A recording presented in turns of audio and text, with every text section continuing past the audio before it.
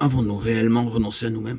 Si c'est le cas, nous connaîtrons vraiment le salut de notre âme selon Luc 21, et nous aurons à nous opposer à notre âme qui est toujours prête à nous inciter à la satisfaire.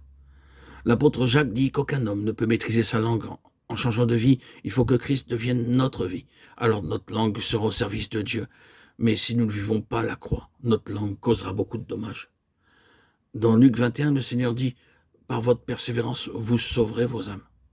Le salut de notre âme signifie qu'elle est libérée du pouvoir de notre moi et se trouve au service du Seigneur, entièrement assujettie à l'esprit dont elle est la servante.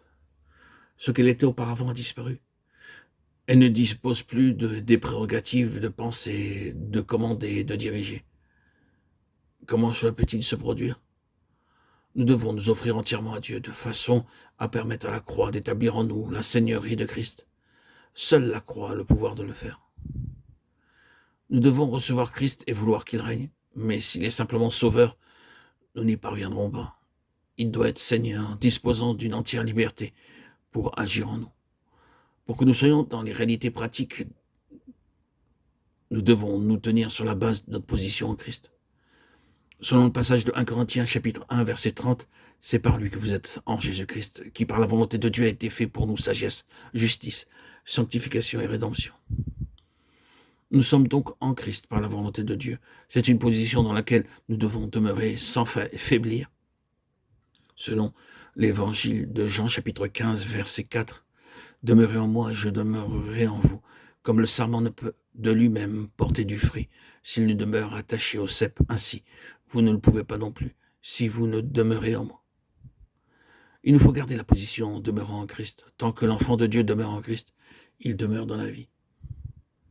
Selon la première épître de Jean, chapitre 5, verset 11, « Et voici ce témoignage, c'est que Dieu nous a donné la vie éternelle, et cette vie est dans son Fils. » La vie éternelle est bien en nous, mais elle est dans son Fils. Lorsque l'enfant de Dieu tient cette position par la foi dans le Fils de Dieu, la réponse à la foi se traduit par la vie. La vie n'agit qu'en raison de la foi. Nous pouvons proclamer et réciter la parole si nous n'exerçons pas la foi. C'est inutile. Nous n'entrerons pas dans l'expérience. Ce qui nous y fait entrer, c'est la foi. Cela implique de ne pas écouter notre âme, mais de croire Dieu. Ce que l'enfant de Dieu vit est tout à fait contraire et opposé aux déclarations de la parole.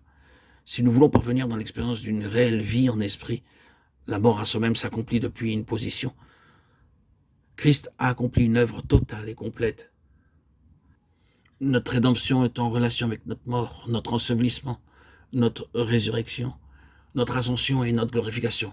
Mais pour que ce quintuple aspect du salut se réalise, il faut que nous demeurions en Christ. Demeurer en Christ, c'est le contraire de demeurer en soi-même.